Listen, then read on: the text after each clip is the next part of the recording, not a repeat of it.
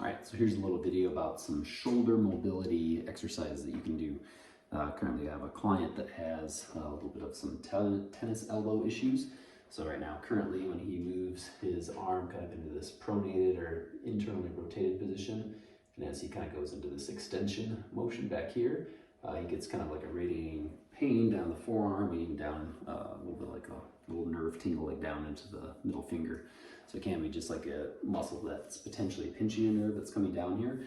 But oftentimes it's usually a shoulder mobility issue, not necessarily an elbow or even forearm mobility issue that could be causing some of that inflammation and even some of the tightness down into that forearm. So here's just a couple of exercises that you can do to help kind of loosen up those shoulder muscles and shoulder joints that should hopefully kind of release some of the tension and tissue that you might feel down here.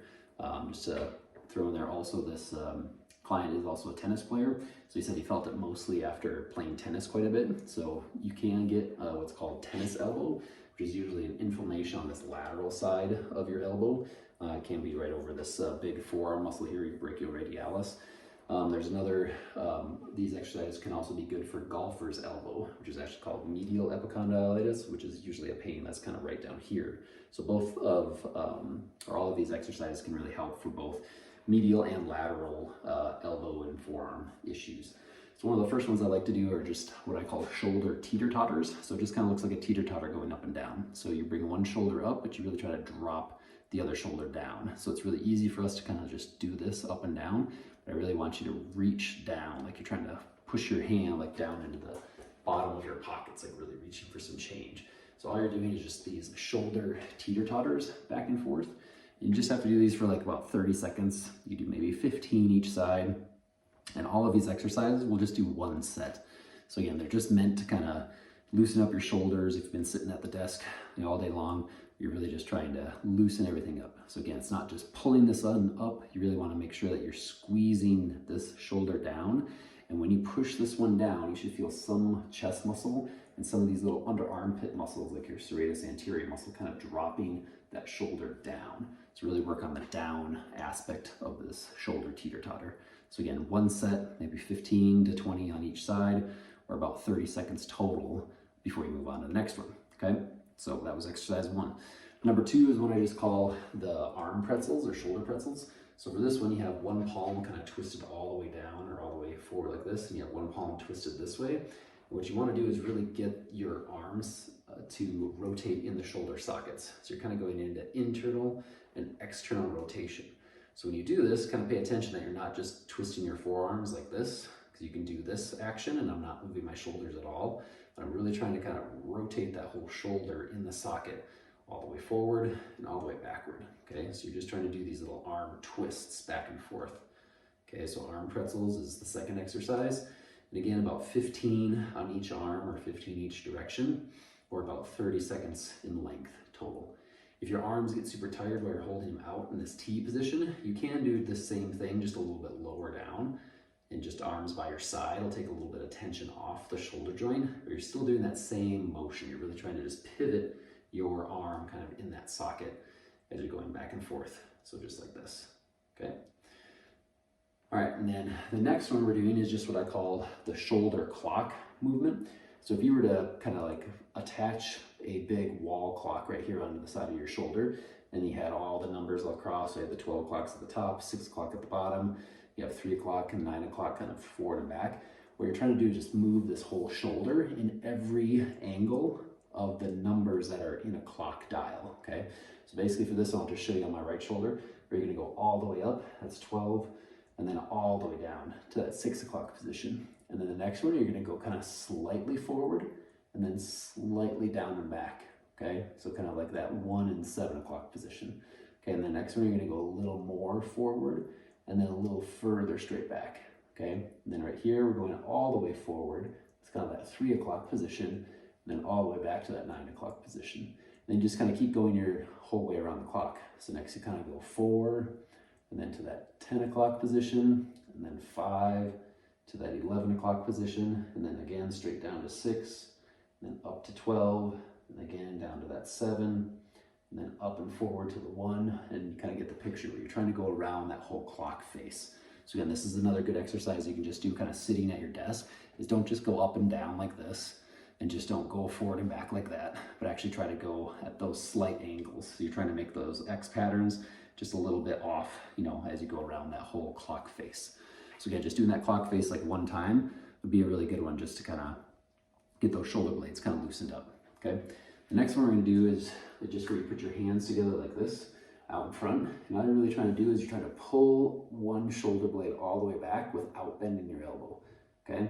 And then you're just trying to do this kind of back and forth. Almost like you're gonna rub your hands together to make your hands get warmer. What you're really trying to do is protract your scapula around your rib cage, and then you're really trying to pull that scapula back, okay? So again, I'm not moving my elbows like this. I'm actually trying to like shift my shoulder blades as I do this little motion forward and back. Okay, the next one we're going to do is just basically a big opening up motion. So it's kind of a progression of that last exercise.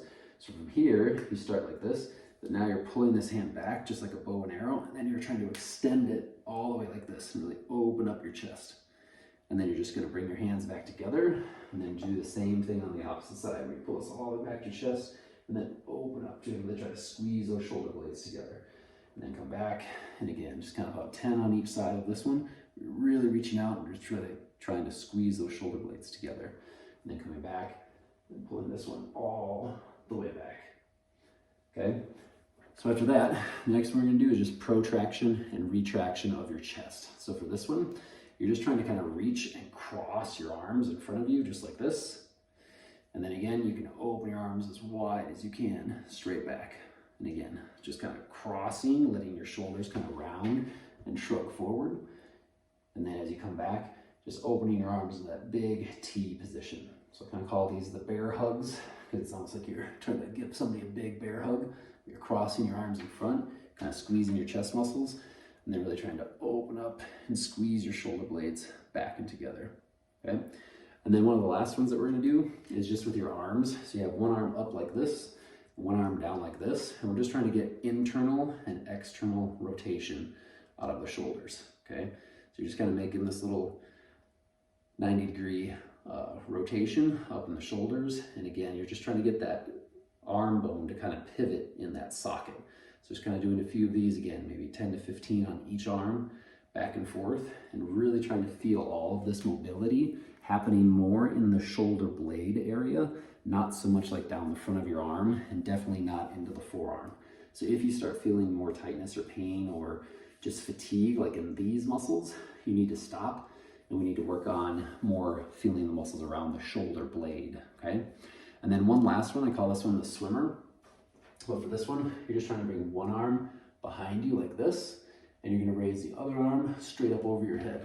So again, just almost like a swimmer doing a backstroke motion, okay? But you're trying to really reach. So you're just trying to extend one arm straight up overhead and then push the other arm straight back, okay? So you're flexing and extending. So the arm that's overhead is the flexion, the arm that's behind you underneath is the extension.